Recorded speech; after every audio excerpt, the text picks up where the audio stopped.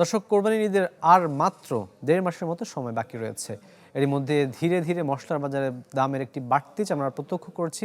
এই মুহূর্তে বাজার দরের সবশেষ খবর জানাবো আপনাদের রাজধানীর শান্তিনগর বাজার থেকে সরাসরি যুক্ত হচ্ছেন সহকর্মী মাসুম মিয়া। মাসুম, আপনি রয়েছেন শান্তিনগর কাঁচা বাজারে, সেখানে আসলে কেনাকাটা করে সাধারণ যে ক্রেতারা রয়েছেন তারা স্বস্তি পাচ্ছেন কিনা?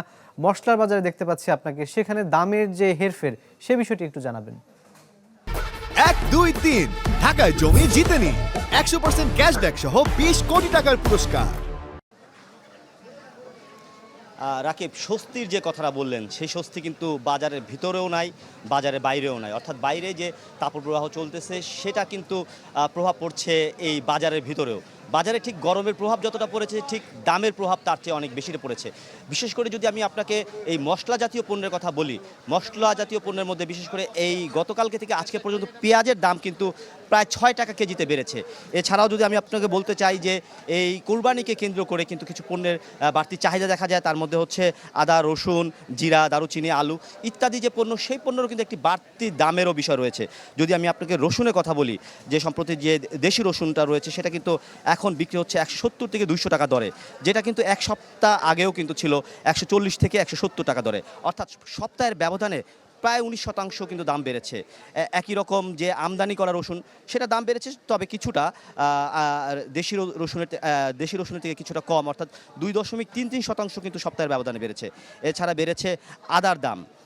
আদার দামও কিন্তু বেশ বেড়েছে, বিশেষ করে কেজিতে গত এক সপ্তাহের ব্যবধানে কেজিতে কিন্তু 50 টাকা দরে আদার দামটা বেড়েছে। এছাড়া দাম বাড়ার তালিকায় রয়েছে জিরা, দারুচিনি এবং আলুর দামও।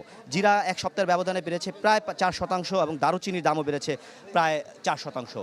আমি এইখানে যারা ক্রেতা আছে তাদের সাথে অনেকের সাথে কথা বলেছি, তারা যেটা বলছে যে বাড়তি দামের যে চাপ, সেই চাপ থেকে তারা মুক্তি পাচ্ছে না।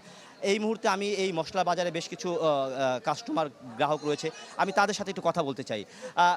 আপনাকে সাথে একটু কথা বলতে চাই যে এই যে বাজার পরিস্থিতি আসলে দামটা কত সহনীয় রয়েছে, যে রাষ্ট্র ব্যবস্থা সংস্থাগুলো রয়েছে তাদের তদারকিরা কতটা দেখছেন? আসলে বাজারের যেই দাম, এতে আমরা না বিশ্বাস, তীব্র তাপদাহে যেভাবে না বিশ্বাস, বাজারে আসলে তার থেকে বেশি আমরা না বিশ্বাস হয়ে যাই। কারণ আয়ের সাথে আমাদের যে ব্যয়টা, সেটা কোনোভাবেই সামঞ্জস্য হচ্ছে না এবং বাজার মনিটরিং নাই। যদি থাকতো তাহলে আমাদেরকে এসে এইভাবে বাজারের যেই পরিমাণ দাম, সরকার তার কোনো নিয়ন্ত্রণের চেষ্টা করতেছে না। সরকারের উচিত ছিল এই বাজার পরিস্থিতিটা নিয়ন্ত্রণ করা, জনগণের দিক তাকানো। রাকিব, আপনি যেমনটি শুনছিলেন যে এখানকার যারা ক্রেতা রয়েছে তারাও কিন্তু একরকম হতাশার কথাই বলছে। বিশেষ করে রাষ্ট্রীয় সংস্থাগুলো যে তদারকির বিষয়টি, সেই বিষয়গুলো নিয়ে কিন্তু তারা একরকম হতাশা রয়েছে। তো এই বাজার থেকে সর্বশেষ ছিল আমার কাছে রাকিব। মাসুম, আপনাকে ধন্যবাদ। দর্শক, রাজধানীর শান্তিনগর কাঁচা বাজার থেকে বাজার পরিস্থিতির সবশেষ খবর জানাতে যুক্ত হয়েছিলেন সহকর্মী মাসুম মিয়া। এর সাথে ফার্স্ট সিকিউরিটি ইসলামী ব্যাংক PLC বিজনেস 24 সময় আরেকটা বিরতি নেওয়ার, আমাদের সাথেই থাকুন।